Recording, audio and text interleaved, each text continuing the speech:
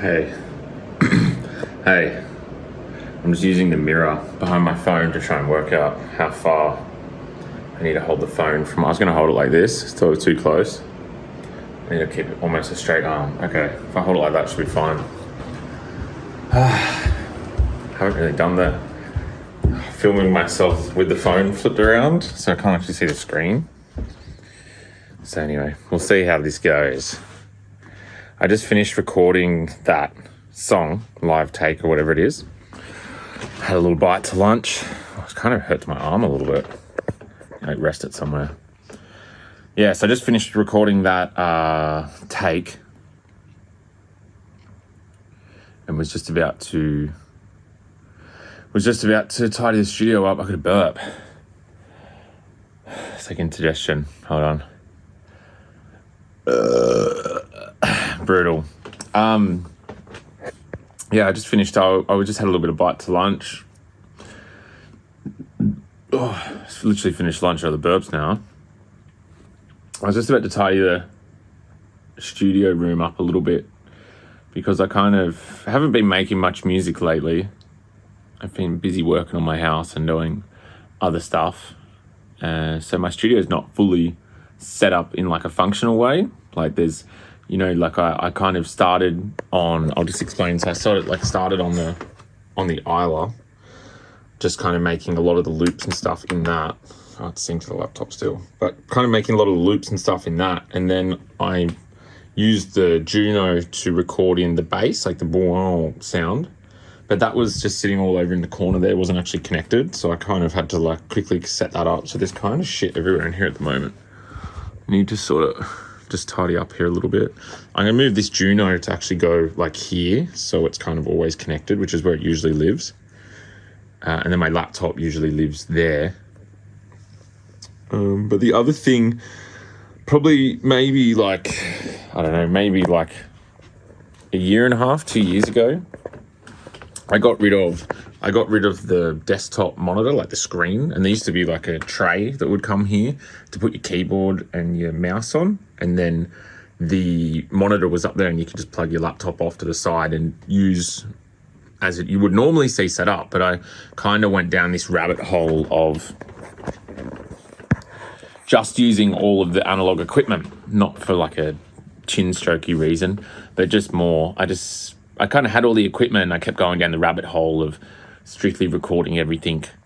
And at one point I was just recording the entire jam with all the equipment straight to like a 2-track recorder. So you couldn't actually go in and like mix it after if there was something that was wrong, which was really fun because you can get that spur of the moment magic sort of recording where everything just lines up and it just works really well. But you can also get a song that's really great, but you might have just missed one little thing as you were doing it that you can't go in and then change.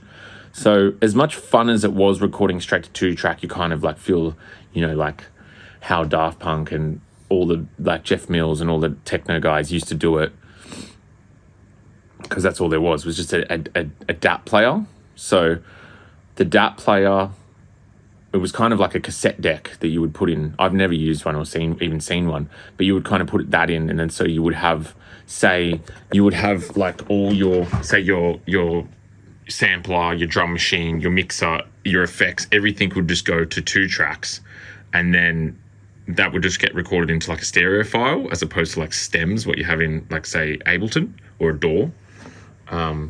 That's my recorder there, my Tascam. So I was actually using that for a while, for maybe about a year or so, and I recorded some stuff, but it was also like, I don't know, I've been using Ableton for 10 years, maybe longer, 11 years. So for me, my workflow for sort of editing and finishing a track, I just know Ableton so well. So for me to go down the rabbit hole of recording stuff straight to a 2-track,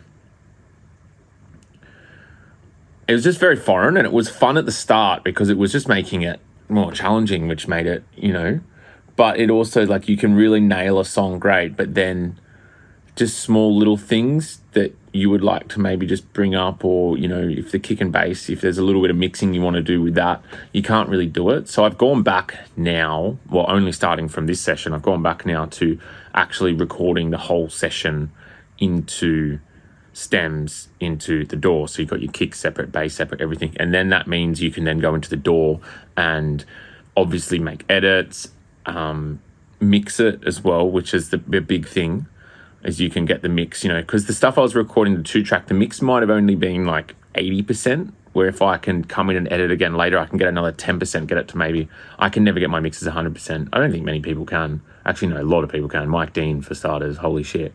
If you don't know who Mike Dean is, wow. He's just, Mike Dean is like he's the GOAT, legit GOAT. So he's an American producer who's been doing it for forever. He does all of the hip hop, like pop, trap, mumble rap American style, like Travis Scott, and he actually does all the stuff for The Weeknd as well. And The Weeknd's new album only just dropped like 2 days ago. So anyway, I digress. Mike Dean's mixes, he's someone that gets his shit sounding fat. So anyway, I'm never going to try and put myself in the same realm as Mike Dean, but definitely go check out his music. And the new album he did with The Weeknd just came out. It's great. So yeah, so I try to get my mixes maybe 90%. You know, I strive to get them 100%, but I try to get to 100. So I've completely digressed now. So anyway, yeah, I'm just restarted recording everything back into the DAW now, back into Ableton, into individual stems for obvious reasons, as I just said. So yeah, that's been good. And another part of the workflow, I guess, that I have just sort of picked up is, before I was just trying to do everything completely analog, record it to the Tascam, nothing touches the DAW, to get organic, like to get as analog sound, where I've just kind of learned that use the tools at your hand to make your life easier. Don't try and make things harder, make things easier for you, because it should just be fun making music. So what I've started doing now is, say, getting a loop going using the sampler, and then maybe playing in some bass notes using the Juno, and then just sort of starting Ableton as like a sketch pad, opening it up and recording for, say, like a couple minutes, and just maybe recording just the kick and the bass sound only. So obviously the kick, so you know where the one is, and then kind of having the whole song playing, and then just jamming out on the synth until you, for maybe a minute or so, and then going back through listening, and then just looping up the one little section that you really like. And that's where, with that song, that boom, boom, that was just, I recorded a bunch of times, and I kind of picked one out, recorded it into Ableton, and then actually sent it back out of Ableton back through the console and resampled it into my Isla S2400, which I then just played the loop out of that. So that's a good thing. That's something, yet again, making life easier and not harder, is recording into the DAW and then resampling. So I guess another thing I want to mention is, for myself, the reason why I haven't been making much music is, obviously everyone, I believe most creatives, probably 90%, all rely on inspiration to do something, to create something, you know? And it's finding a good muse and a good source of inspiration, something that you can semi-rely on for when you're not really feeling it, to just kind of tuck into and get a drive from. I know Dr. Dre speaks about this a lot, is that he just lives life for inspiration, you know? Hold on, is this recording? Yeah, it is recording. It's just like, am I talking to myself? Well, I am talking to myself. At least it's being recorded. Yeah, Dr. Dre talks about it, and he says he just literally lives his life for inspiration. So as someone who's not, I don't have a musical background. I'm not classically trained. I never actually played any instruments. I played drums a little bit as a kid. But yeah, just kind of like just read manuals and shit, and I just kind of work it out. So for me, inspiration definitely comes from listening to other music, from listening to similar styles music, and kind of listening to it and going, okay, not copy, but I could do that, like as in, maybe a percussion or a melody or something in there will kind of trigger you, and that will get the ball rolling, and then you will create all your own little bits around it, and I feel like that's literally what's been happening forever, as far as I'm aware. That's everything is an inspiration of something. Like you look back to the 90s when, like the French house era, all of that is just all sample. Majority of all the French house stuff is all just samples of old disco records or funk records. So it's like every sort of genre or every generation kind of generally looks back and gets inspired from previous music. So for me, I was watching Jeff Mills, The Exhibitionist. I think it's like number 3, the Purpose Maker, his label, which is like the tribal techno one. I was watching that last night, actually, on the couch. And Jeff Mills plays like the Wizard 3 decks, and then it pans over to Octave 1, and they're a duo. Pretty sure they're from Detroit. I'm pretty sure. Potentially Chicago. No, definitely they'd be from Detroit.